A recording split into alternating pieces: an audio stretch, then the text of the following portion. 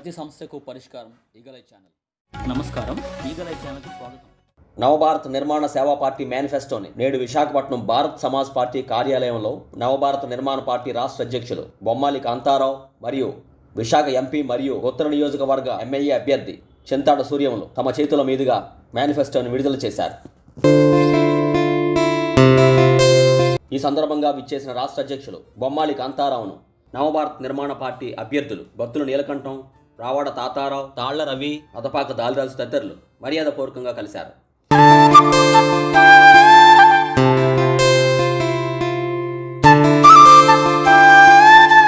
తదుపరి బొమ్మాలి కాంతారావు మీడియాతో మాట్లాడుతూ, ఆంధ్రప్రదేశ్ ప్రజలందరికీ నవభారత నిర్మాణ సేవా పార్టీ తరఫున ధన్యవాదాలు. నవభారత నిర్మాణ సేవా పార్టీ ఈరోజు మీ ముందుకు వచ్చింది. ఈ పార్టీ ప్రజలు హక్కులు, అధికారాలు ఏవి అవసరం ఉన్నాయో భారత రాజ్యాంగం ప్రకారంగా ఆ హక్కుల కోసం ఈ నవభారత నిర్మాణ సేవా పార్టీ పోటీ చేస్తుంది. కాబట్టి మీరు ఈ నవభారత నిర్మాణ సేవా పార్టీ క్యాండిడేట్లు ఎవరైతే ఉన్నారో ఎమ్మెల్యే, ఎంపీలు టీవీ గుర్తుకి మీ అమూల్యమైన ఓటేసి ప్రజలందరూ గెలిపిస్తే మీ అప్పులు లేని రాష్ట్రంగా తయారు చేస్తూ మీ ప్రజలందరికీ సమాన హక్కులు వచ్చే వరకు ధనికుల గడును ఆస్తులు మొత్తం నిరుపేదలకి పంచుతామని ఈ నవభారత నిర్మాణ సేవా పార్టీ ప్రతిజ్ఞ చేసి మీ ముందుకు వస్తుంది. కాబట్టి ఈ టీవీ గుర్తుకి మీరు ఓటేసి మా నవభారత నిర్మాణ సేవా పార్టీ క్యాండిడేట్ అందరికీ గెలిపిస్తారని మరీ కోరుకుంటూ నమస్కారములు, ధన్యవాదాలు. తదుపరి చింతాడ సూర్యం మాట్లాడుతూ, ముందుగా ఆంధ్రప్రదేశ్ ప్రజాయామానికి అందరికీ కూడా మా యొక్క నమస్కారాలు తెలియజేస్తూ ఉన్నాం.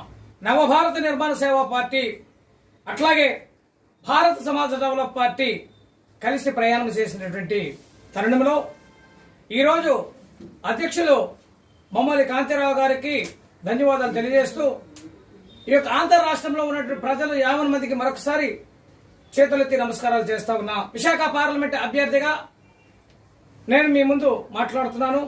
ఈరోజు ముఖ్యంగా మేనిఫెస్టో విడుదల చేయడం జరిగింది అధినేత ముందు. ఈరోజు ఈ మేనిఫెస్టోలో ఉన్నటువంటి ముఖ్యమైనటువంటి 25 పథకాలని మీ ముందుకు తీసుకొస్తున్నాం. ఈ 25 పథకాల్లో మీరందరూ కూడా ఒక్కసారి ఆలోచన చేసి టీవీ గుర్తుపై ఓటు వేసి గెలిపించినట్లయితే మీ అందరికి కూడా మేము రుణపడి ఉంటాం. నవభారత నిర్మాణ సేవా పార్టీ తరఫు నుండి ఈ నవభారత నిర్మాణ సేవా పార్టీ సమాలోచనతో అందరూ సమానంగా ఉండాలనే ఆలోచనతో ముందుకు నడిపించినటువంటి పార్టీ నవభారత నిర్మాణ సేవా పార్టీ.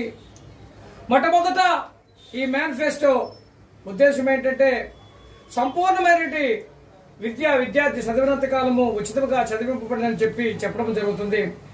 అలాగే ఆరోగ్యం జీవించినంత కాలము ఆరోగ్యాన్ని కాపాడాలనే ఆలోచనతో ప్రతి ఒక్క హాస్పిటల్లో ఉచిత ఆరోగ్య బీమా పథకం, సంపూర్ణ మద్యపాన నిషేధం, వైట్ రేషన్ కార్డు మీద 3 నెలలకు ఒక గ్యాస్ సిలిండర్ ఉచితము, అలాగే 12 నెలలకి 4 గ్యాస్ సిలిండర్ ఉచితం అని చెప్పి తెలియజేస్తా ఉన్నాం.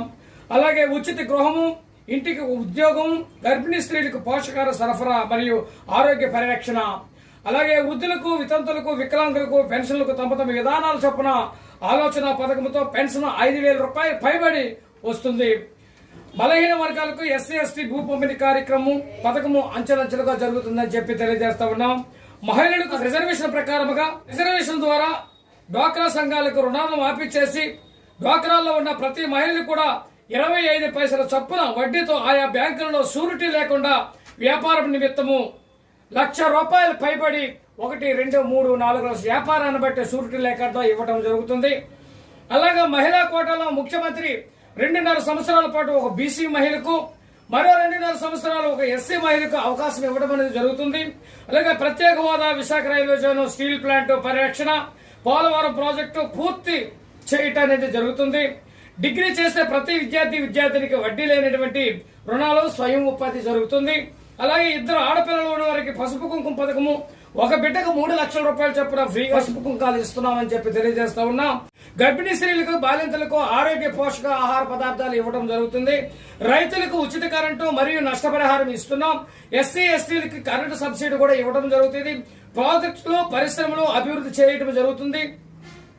ప్రతి ఇంటికి మంచినీటి కుళాయి ఇవ్వబడుతుంది. విశాఖ స్టీల్ ప్లాంట్ ప్రత్యేక హోదా, విభజిత హామీలు అన్ని సమకూర్చడం జరుగుతుంది. అట్లాగే ఈ రాష్ట్రంలో అప్పులు లేకుండా ప్రభుత్వాన్ని నడిపిస్తామని చెప్పి మీకు అందరికీ సమన్వయంగా మేము తెలియజేస్తా ఉన్నాం.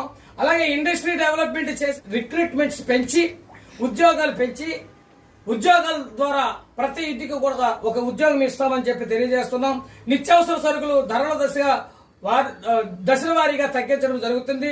రైల్వే ఆర్టీసీ రేట్లు కుదిస్తూ సామాన్య ప్రజలకు అందుబాటులో చూసేలా నిర్ణయించడం అనేది సిడబ్ల్యూసీ సమావేశంలో జరిగింది.